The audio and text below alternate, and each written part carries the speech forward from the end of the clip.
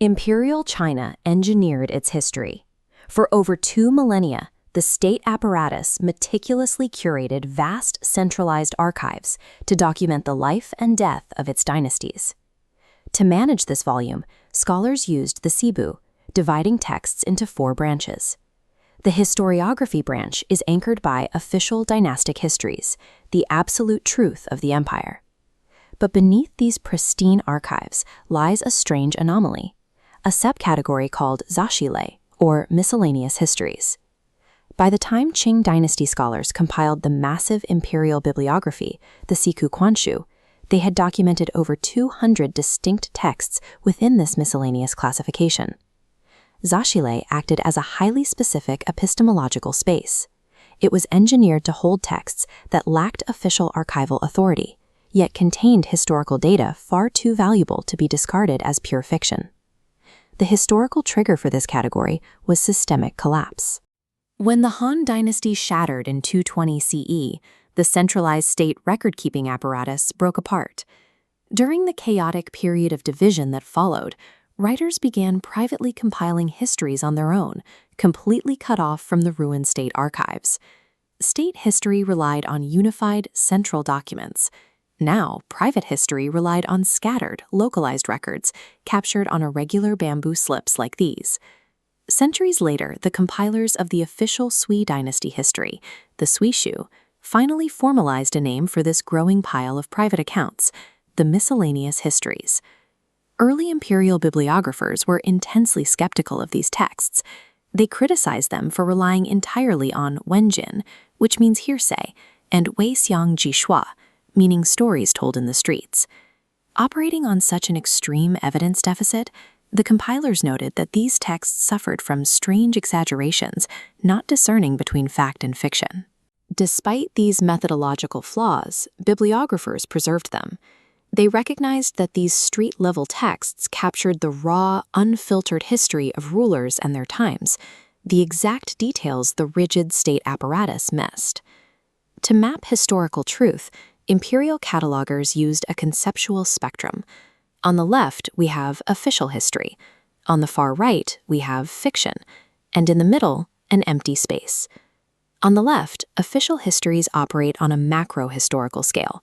Their mandate is to document the totality of an entire dynasty across decades or centuries. Zashi fills the middle space, operating entirely on a micro-historical scale. Structurally, these miscellaneous texts focus tightly on singular, isolated events and defined circumstances. These isolated parameters translate into deep dives covering specific military campaigns, short-term diplomatic missions, or highly localized court intrigues. The private authors of these accounts frequently mimicked the naming conventions of officialdom. They attached titles like Sacred Rule or Precious Instructions to legitimize their unsanctioned observations. Zashi functions as a complementary shadow archive.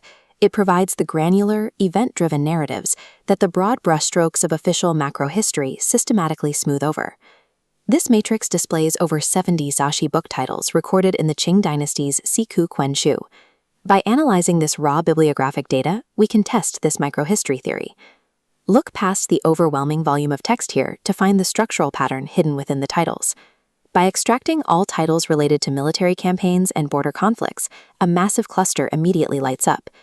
Notice the statistical dominance of the Chinese character ping, which means to pacify. These ping texts provide highly detailed single-event military debriefs written by officials or private observers physically on the ground during regional suppressions. The second major cluster consists of accounts of diplomatic missions to hostile or foreign territory. Texts like the Songmo Jiwen capture first-hand intelligence from a mission to the rival Jin dynasty. The empirical data reveals Zashi as a highly focused, practical repository for the operational realities of statecraft, border wars, and intelligence gathering. Now we examine the right side of the conceptual spectrum, the volatile boundary where miscellaneous history borders fiction, or shashua. Because Zashi relied heavily on hearsay, the threat of categorization as mere entertainment was constant. We can observe exactly how bibliographers policed this boundary by examining the Tongji Catalog, an alternative historical encyclopedia from the Song period. The Tongji initially accepted several Tang dynasty texts, such as Zhang Zuo's Chaoye Qianzai and Zhang Chuhui's Minghuang Zalu, as valid miscellaneous histories. But later bibliographers audited these texts and forcibly downgraded them into the fiction category. The criteria for this downgrade was strict. These specific texts cross the line from private, factual observations of court matters into anecdotal myth-making. This continuous re-auditing process proves Sashi operated as a rigorous academic classification. Scholars actively pruned the category to protect the integrity of historical evidence from the contagion of pure fiction. The final evolution of this category arrived under the Qing dynasty scholars, who compiled the definitive catalog for the four treasuries. Their final verdict formally defended the miscellaneous genre as a rigorously scholarly enterprise, explicitly rejecting any dismissal of the remaining texts as mere fiction.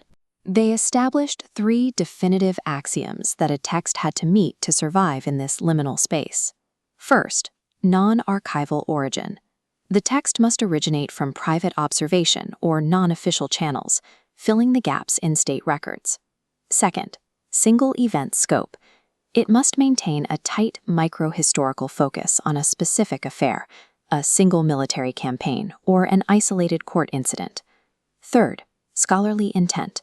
The author must demonstrate a serious intent to record factual events, explicitly avoiding the mythological or supernatural traits found in fiction. Zashi stands as a monument to the epistemological flexibility of Chinese historiography. By creating this category, imperial scholars ensured that the messy, granular realities of history, written from the ground up, survived alongside the immaculate, state-sanctioned archives of the dynasties.